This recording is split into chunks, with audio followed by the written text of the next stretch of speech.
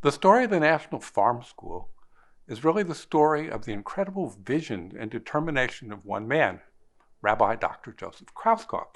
He left an indelible stamp on this institution. The Delaware Valley University we know today would not be the same place if not for him. Krauskopf was a progressive, someone who sought solutions to societal problems, and he used his pulpit to educate his congregation and promote social justice. Joseph Krauskopf was born in Ostrów, Poland, in 1858. His father was a lumber dealer, and as a child, he developed his love of nature by helping his father in the forests. At the age of 14, he left his homeland and traveled by himself to America. Joseph went to Fall River, Massachusetts, where he was taken in by a distant cousin. He eventually found work as a clerk in a tea shop, and in his spare time he read voraciously to improve his English and further his education. He spent a lot of time in the library as a teenager reading. He joined theater society, so he had that public character. And because there was no synagogue in Falls River, Massachusetts, he went to the Unitarian Church. And in fact, his brand of Reform Judaism approached Unitarianism in many ways. You could almost make up a word and call it Junitarianism, in which he de-emphasized ethnicity, he de-emphasized ritual practice, and emphasized ethics and progressive philosophy. Young Krauskopf applied to Hebrew Union College in Cincinnati, and he left Fall River in 1875. As he had very little formal education, he completed high school, his degree from the University of Cincinnati, and his rabbinical degree at the same time, while also working to pay for his room and board. After his graduation in 1883, he accepted a position in Kansas City, Missouri, where he remained until 1887. He had already written a book back in Kansas City on Judaism and evolution. And unlike most clergy of the period, he was not threatened by the theory of evolution. He felt that it was all part, quote, of God's plan, and that science and religion were best friends and not opponents, and that one gained certain knowledge from modern science and a different kind of moral and spiritual knowledge from one's religious faith, and that the two could work together without any conflict whatsoever. But in the case of Krauskopf, he was typical of a type of immigrant who said to himself, and we have others actually writing this, that I was an American even before I came to America. He had many of these components which characterized him as a mature man and a great leader at a very early age. I don't think he had a radical shift at any point in his life. He simply became more and more of himself as time and opportunity went on. Because of the fine reputation he had developed in the Reform movement, he got the notice of the Knesset Israel in Philadelphia, which was one of the biggest congregations at the time. His arrival in Philadelphia was coterminous with the rise of Jews coming from East Europe. And remember, he himself was from East Europe, although he was from a Germanized sector, so that he felt a kinship with these immigrants, and their very deep poverty weighed heavily on him. And he was looking for a solution to urban poverty in Philadelphia, particularly in the Jewish community, but not exclusively. The cure that he came upon was agriculture. In 1894, Krauskopf traveled to Russia in what seems an audacious attempt to get an audience with the Tsar and offer a solution to the refugee problem. He never met with the Tsar, but he did meet with Tolstoy. I consider his meeting with Tolstoy the greatest man of letters of his time as our Ur myth, our creation story. My great-grandfather was visiting Russia with the sponsorship of his congregation because he wanted to understand what was the plight of Jews in Russia at that time. And if we look back, these were very difficult times economically, socially. There were still echoes of the pogroms in Russia. So he met with a number of officials in Russia and was lucky enough to also meet with Count Leo Tolstoy. And as I understand the story, and this has come down many ways and I think is written about in different contexts, but basically Tolstoy said, well, you know what, don't come over here telling us what to do. Why don't you first take care of the people in your own country who are so disadvantaged and so challenged, and where all the migrants are living in the inner cities. And I think he really took that to heart, and that then became the nugget that created the National Farm School as an opportunity to take immigrants and people who had really come from the land and are now in these inner cities in very squalid conditions, and provide an opportunity for them to learn the skills to better themselves and in some sense return to the land, because those are the skills they had and what they grew up with. After leaving Tolstoy's presence, Krauskopf continued to travel through the Ukraine and went down to the new port city of Odessa, where there already was a Jewish agricultural school. It was one of the schools that was preparing Jews for agriculture, both in Russia and in the land of Israel, and in fact was a kind of a cradle of the kibbutz movement in the land of Israel. And came home to the States totally convinced that agriculture was the way to go in Philadelphia, and within 2 years, which is an amazingly quick turnaround, opened the National Farm School. He had support from members of KI, but fundraising was a challenge. Failure, however, was not an option. The $10,000 needed to purchase what we call home farm in 1896 came from Krauskopf's lecture and clerical fees, and the money to build Pioneer Hall came from a second round of lecture fees. As any college president will tell you, the fundraising never stops. Krauskopf was well connected with the Jewish philanthropists of his time. Our archives contain his voluminous correspondence with prominent men of the time seeking support for the farm school. Dear friend, I beg you to give the accompanying pamphlet your careful attention. The problems confronting you as an American Jew called day by day for absolute solution. The National Farm School, by striking at the root of the evil, presents to the world possibly the most deserving of all institutions.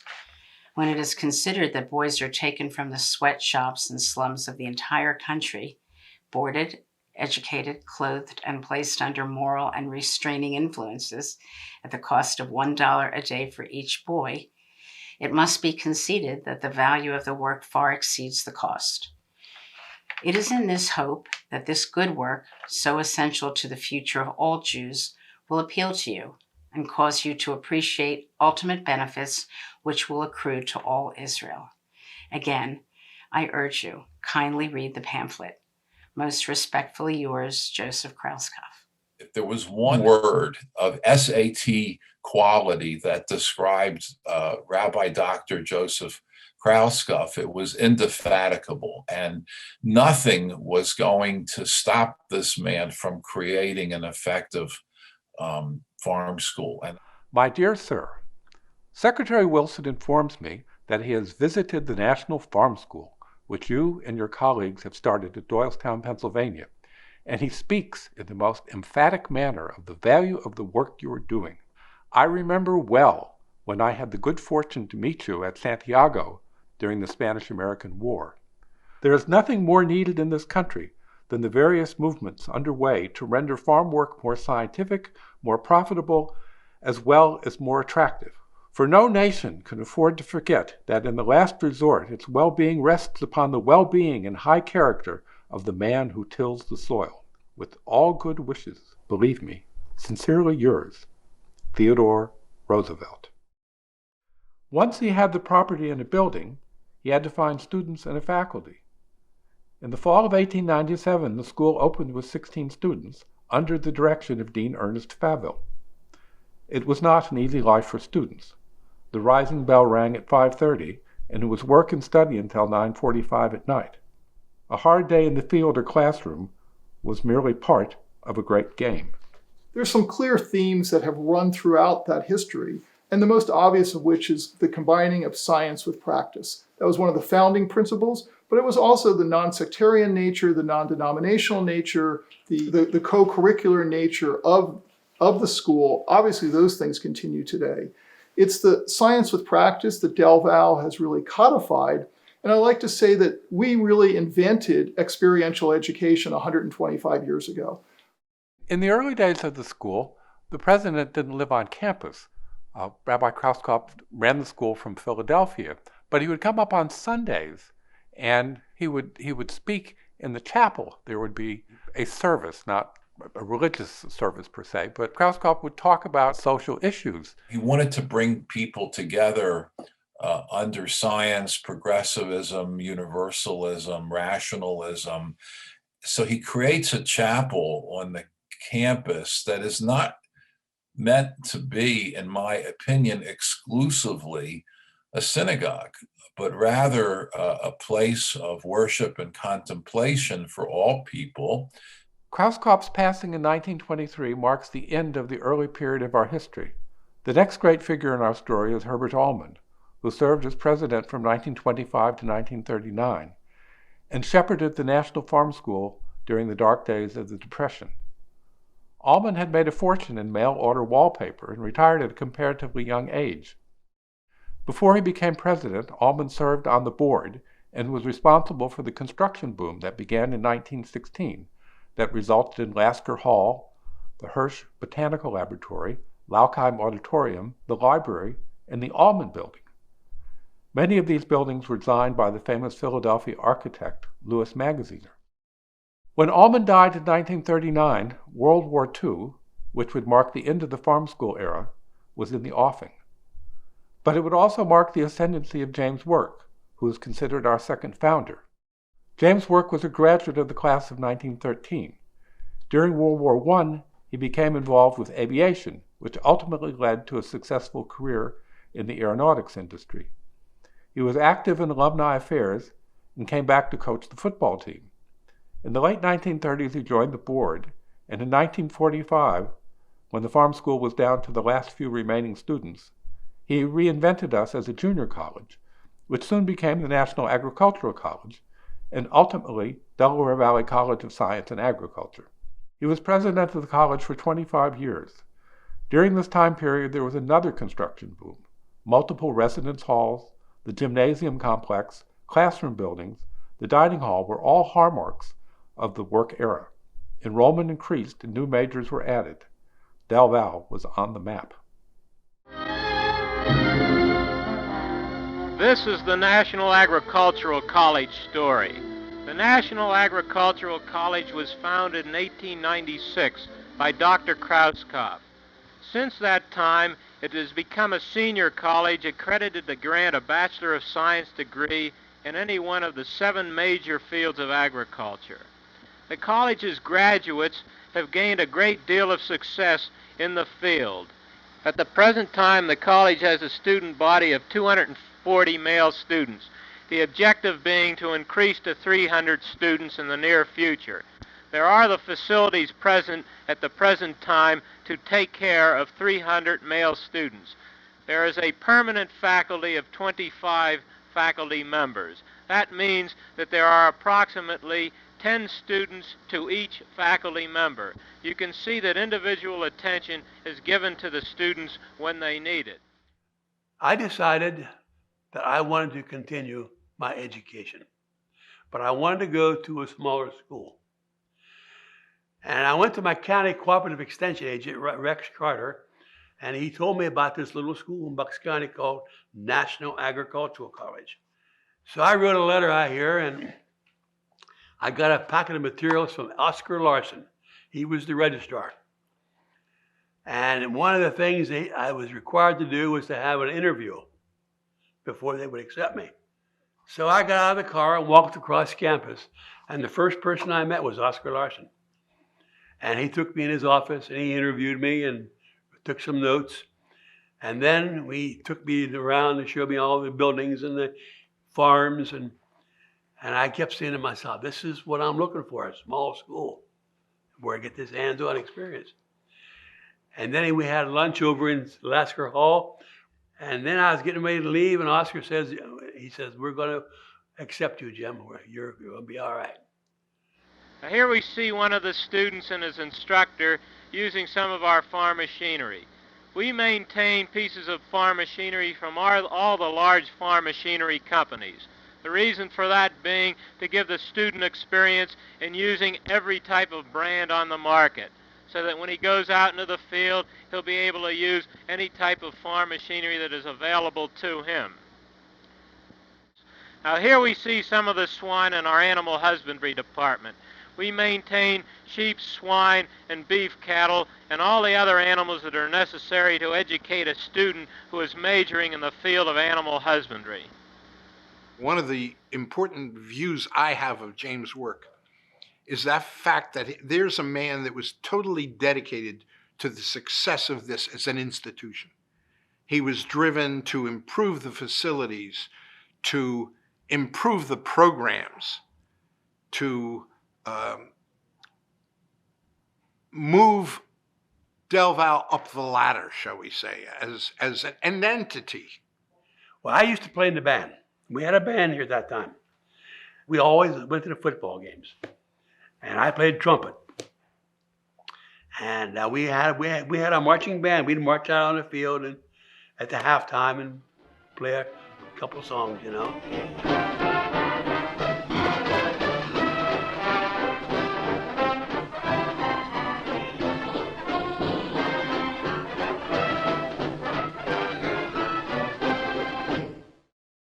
Like Dr. Warwick, Dr. Feldstein's time at the school stretches across multiple decades that saw numerous changes. Dr. Feldstein came to the National Farm School as a student in 1939 and went on to serve as a farm manager, faculty member, administrator, president, and board member. Now this gives you an excellent idea of the way our instructors supervise the practical work of our students. The instructor is Mr. Feldstein, who is showing a student how to use that piece of farm machinery. You can see the instructor talking to the student as he works along, giving him personal supervision, teaching him all the tricks of handling that piece of farm machinery. He and his wife Miriam were beloved figures in the campus and local community. The Feldstein era was also marked by construction boom. Warwick Memorial Stadium, Gemmell Center for Animal Husbandry, Markovitz Equine Breeding Facility, the Dairy Science and Biotechnology Center, the Equine Center were all built during Dr. Feldstein's presidency. He was very successful in a practical sense in fundraising and to modernize, to give the college the capacity to expand and modernize. When the scientific incubator came to Doylestown, he wanted partnerships in the scientific community. Dr. Feldstein's drive was to improve things for the students directly. He wanted to maintain a touch with the Jewish background of the institution, which is why he was very pro the continuation of Hillel as a entity on campus. Dr. Feldstein was a brilliant, very organized, and very passionate man. I can tell you one small anecdote, personal anecdote that reflects that. He was predeceased by his wife Miriam, and she was like his spine. She was his everything and vice versa. So they had a memorial service for Miriam on campus, and I went with my parents, Morton and Rhea, and we went up to Dr. Feldstein to pay our respects. And then we went to go back and sit down in the folding chairs in the row. And he stopped us. He said, "No, wait, that's not where I want you to sit." And he pulled out of his jacket pocket a crumpled up piece of paper. What was this piece of paper? It was a seating chart of where he wanted the people that meant everything to him to be seated row by row. And he said, "No, you're going to sit in this row, in these seats here, and that's where I want you to be." Dr. Warwick and Dr. Feldstein were from a different era, an almost courtly time, some might say paternalistic. Decisions were made behind closed doors and not questioned. They treated the students, staff, and faculty as family and took care of their own. The recent presidencies of Dr. Lamer, Dr. Brosnan, and Dr. Gallo have all been marked with much more transparency. Town hall meetings are the norm, as is strategic planning that involves the entire community, an open-door policy at the president's office. There is a sense that we are all in this together, and that we all have a role in making it work. Think for a moment of Dr. Gallo's Dear Del Val Family Campus emails. I think Dr. Ben knows the name of everybody on campus by their first name. It makes you feel like you belong.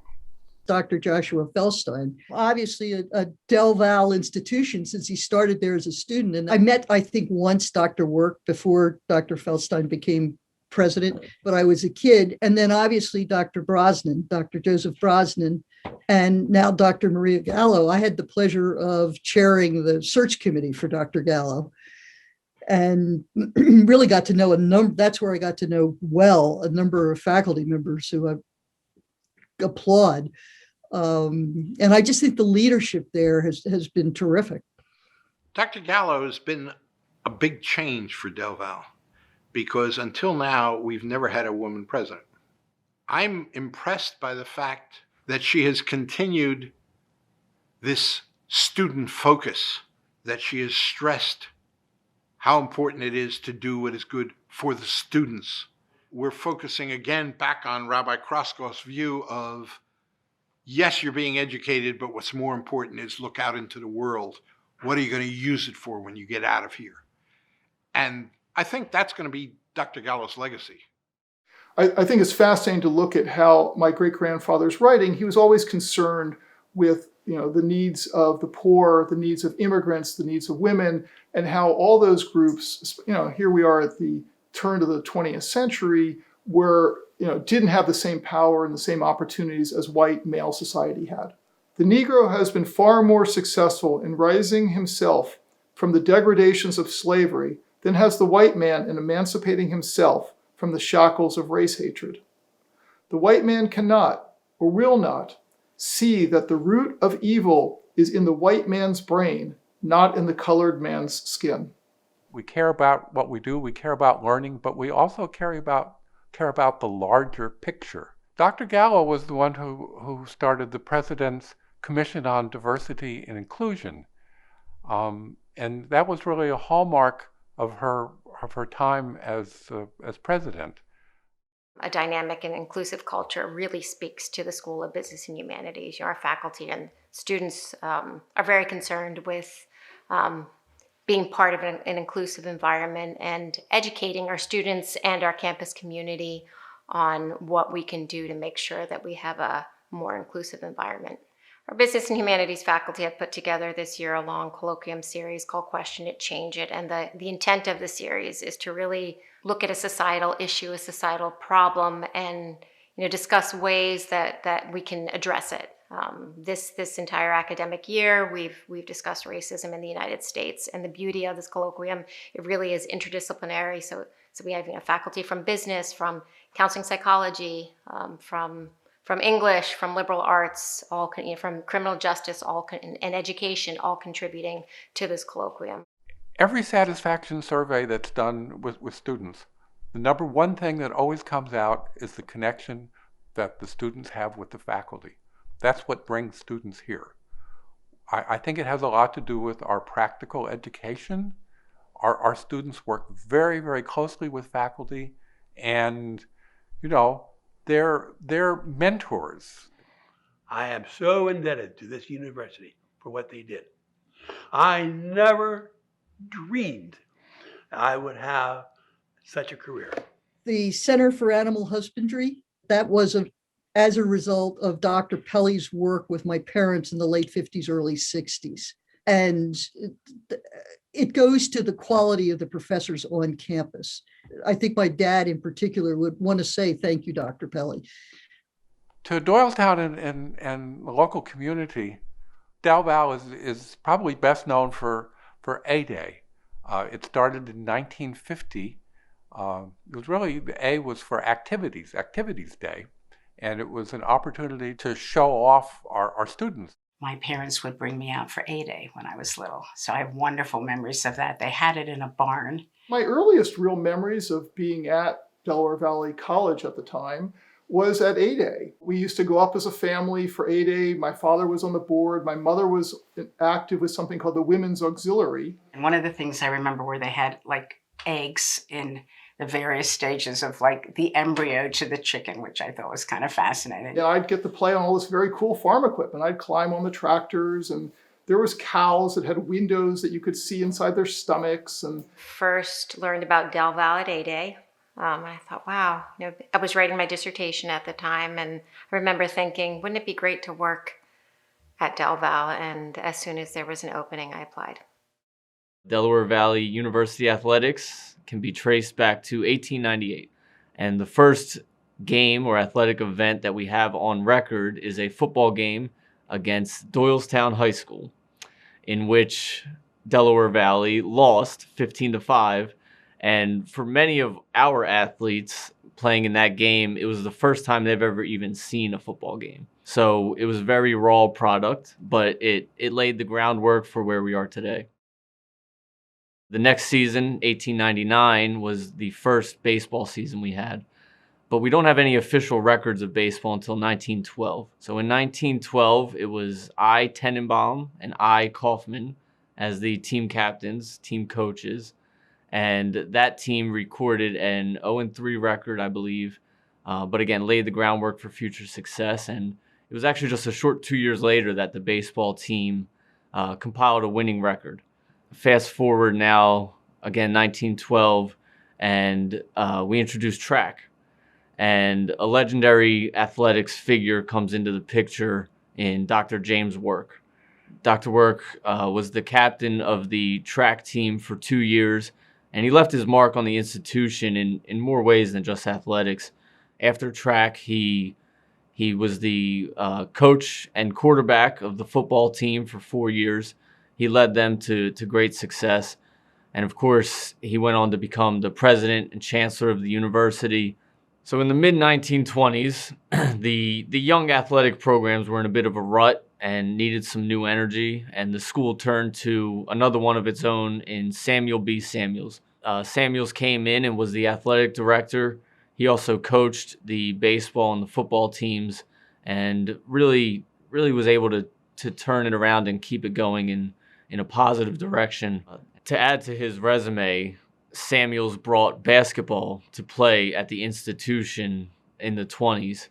And when it was all said and done, by the time he retired, Samuels had compiled nearly 270 wins as head coach across 3 sports and 20 years at the then National Farm School. Throughout the 40s, 50s, and even the 60s, the school saw a lot of changes. Over that time, we adopted the nickname the Aggies. Of course, we became Delaware Valley College. So while all this change was occurring, the existing teams still saw continued success. Football dominated on the gridiron throughout the 60s, thanks in large part to Bill and Ted Cottrell. They combined for 5 Most Valuable Athlete awards in field events. I would like to mention a few people that had impacts on me. I mentioned Coach Craver, who recruited me. He became like my dad on campus and in wrestling until he passed. And the other one was Ned Lenta, who was the athletic director, head trainer, and for years. Those guys really impacted my athletic career there. We had some great ball players there. Like I said, we think our class went around Warren Hicks, Harry Capozzoli, John Nice, Pat Dead, Greg Scott, Denny Lamb, Jimmy Branch, Skip Duffy, Dan Satarsky. Stan was a heck of a DB from Central High School in Philadelphia. Bill Cottrell graduated in 1966, went on to play for the Buffalo Bills, and Ted Cottrell graduated 4 years later and had a stint with the Atlanta Falcons and saw a lot of success coaching at the highest level of the game. And in 1974, we introduced the first women's programs to the athletic department in women's soccer, field hockey, and eventually women's volleyball. Along with that, we joined one of the more prestigious conferences, athletic conferences in Division III, the Middle Atlantic Conference. So in 1974, Frank Wolfgang came to campus as the baseball coach, another well-known name in Del Valle athletics, a longtime athletic director, and now his name is enshrined on our baseball field as Frank Wolfgang Field. And all of that, all of those names, all that hard work, the students starting the programs from the ground up really laid the foundation for where we are now and what an Aggie is. We're hardworking, we're blue-collared, we wear a lot of hats, and we come together as one to ultimately reach our success, both academically and athletically. We've seen the wrestling team finish runner-up at the Division III National Championships in 1989. We've seen our men's basketball program elevated to new success and conference championships and NCAA appearances. Football has grown to be one of the most respected programs in the country with their success and their appearances in the Elite Eight. And since then, it's all come to a pinnacle with where we are today.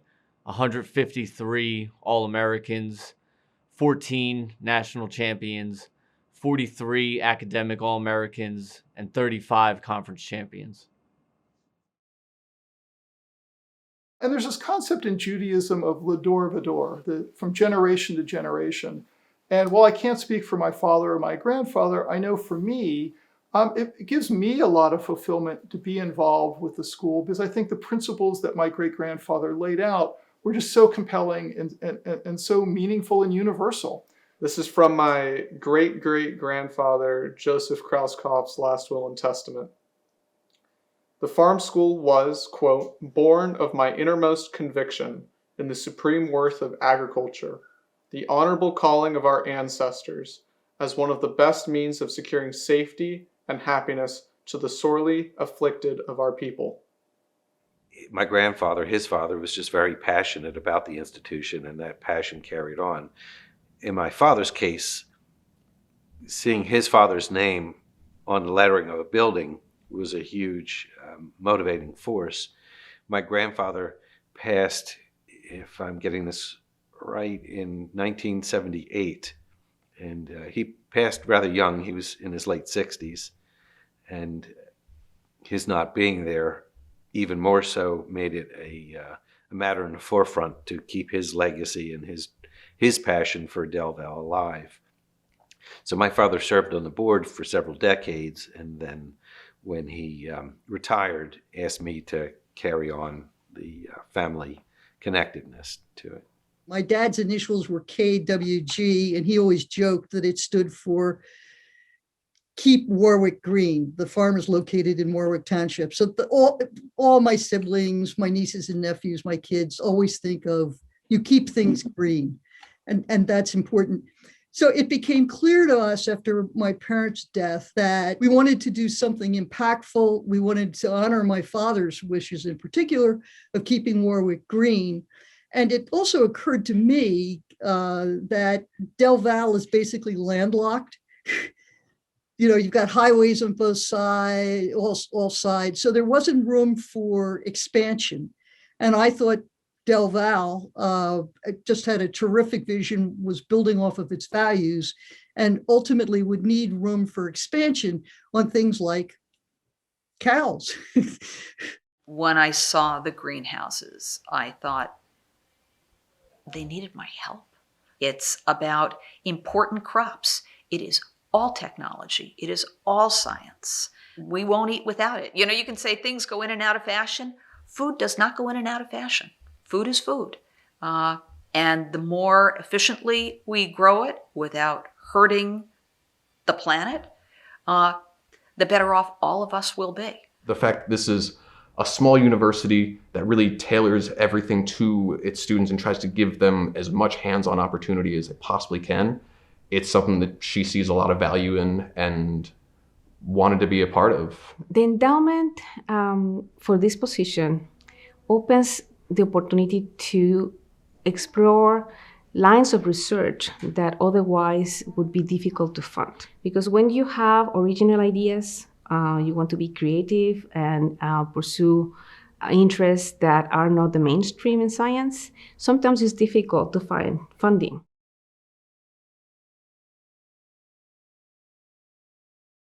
I think the number one change that I've seen is the revitalization and relaunch of our experiential learning program in the fall of 2012, which was a collaborative effort among faculty, staff, administrators, alumni, community partners that really set the stage for students to receive real-world experience, not only in their coursework, but through the experiential learning program from day one at Del Val, to really prepare them and differentiate them from their peers at other institutions as they head out to that first destination post-graduation. And the fact is, you'll hear many say, going back 125 years, we really laid that cornerstone on experiential education. We can proudly say that that's been part of our DNA here at Del Val since our inception. Our career outcomes rate, which speaks to the percentage of students who land in that first job or graduate school or professional school in their field related to their career objective, has always been around the mid-80s during the time I've been at Del Val. But that has consistently risen over the last 5 years to a career outcomes rate this past year of 94.4%. At the same time, we've collected survey data from our employers, survey data from our community partners, survey data from our students and alumni, which all speak to the positive attributes of the program and how it prepared them to be a stronger contributor in the workforce, how it prepared them for graduate school. And students, employers, graduate and professional schools all give us the same feedback. Our program is a differentiator, and a Del Val grad hits the ground running. We offer an entrepreneurship class in the business department, and students in this class are divided up into teams, and each of the teams gets to work with finalists in our Shark Tank-like competition called the Spark Bowl. There's many schools that are just trying to incorporate experiential learning a little bit more into their curriculum, but Del Val already has that. And I would say that it's at the heart of the mission of the institution. That's the thing I love about research and E360 and being here and having your projects on campus, because there are some things that you don't know what's going to happen, and that's exciting to me because it lets you learn so much more, because at that point it's not like a disappointment where you're like, oh man, I was expecting this and this happened.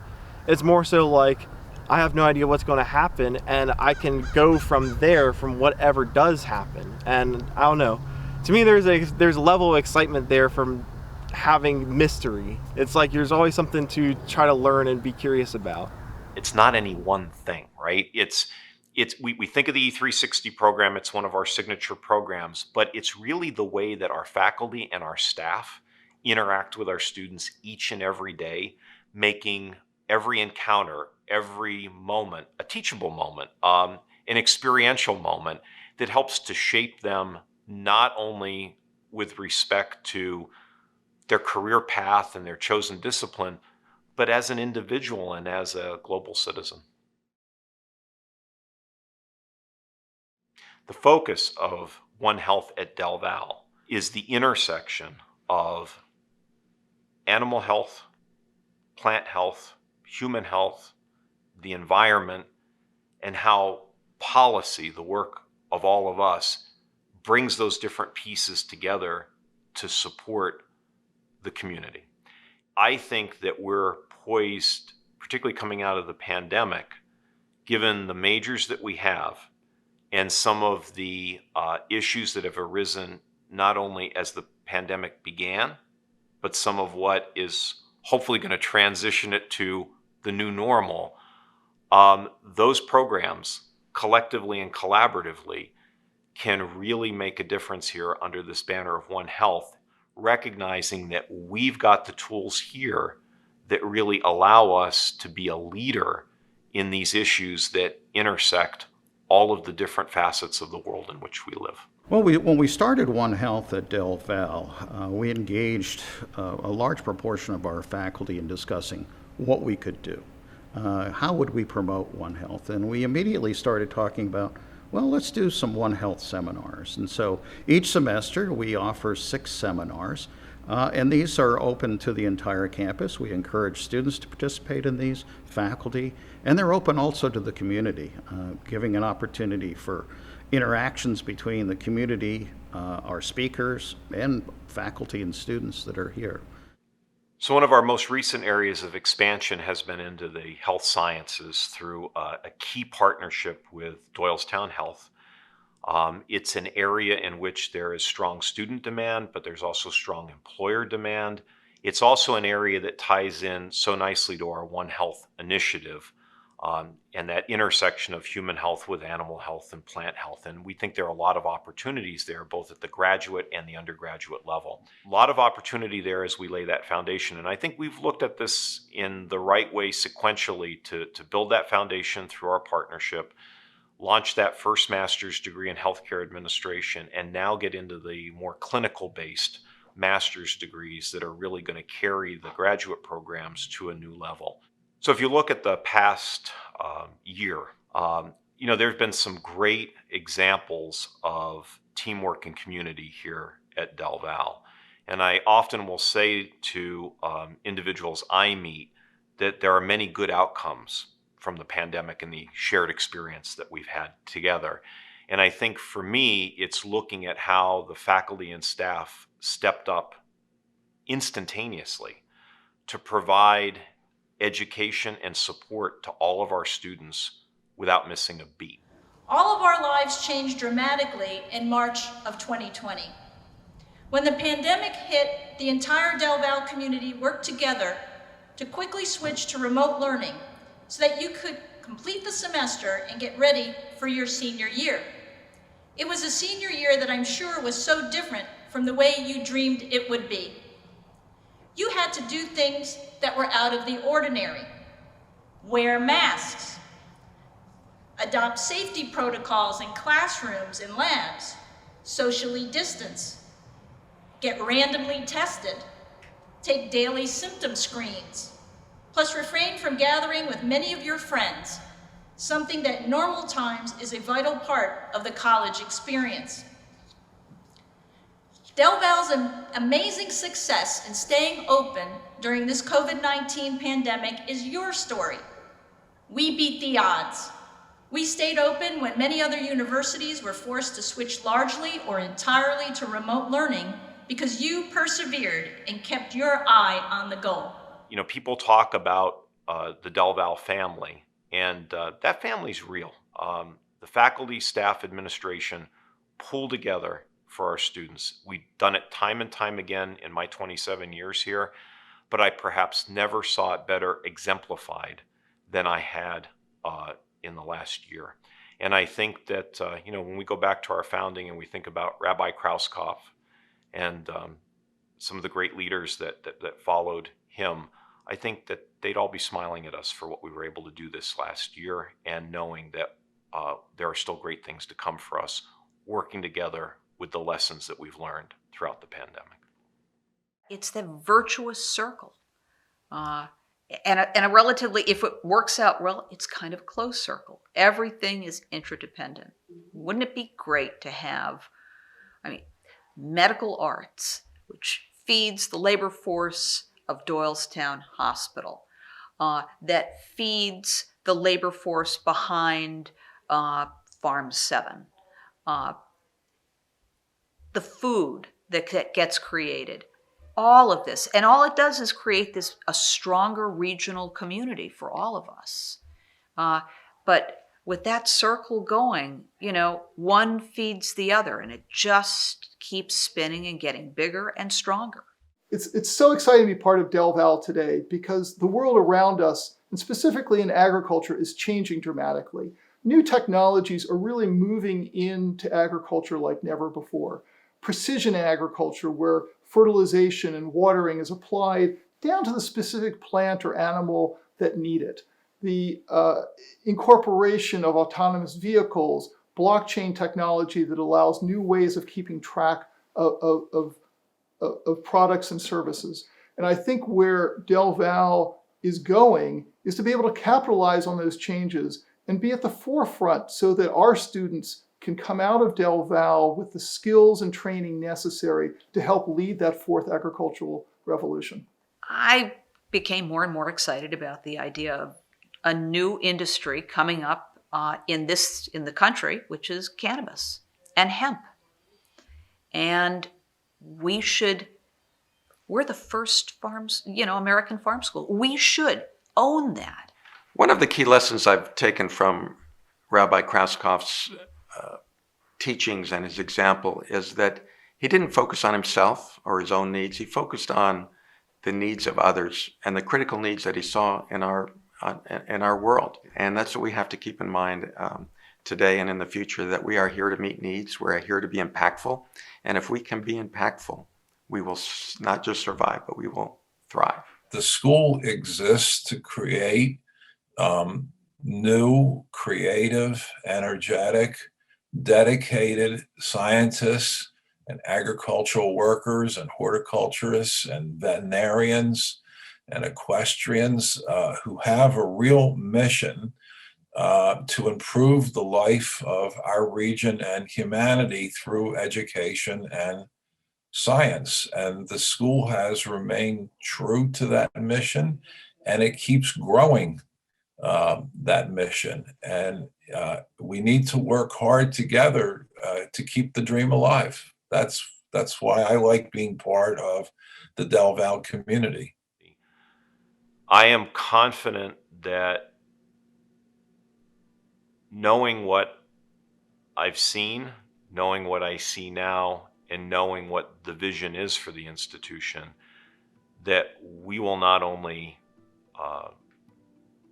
be here celebrating our 150th 25 years from now, but we are going to do so in a way that will accentuate and celebrate how we came through this time and became something more than perhaps we even believed we could be.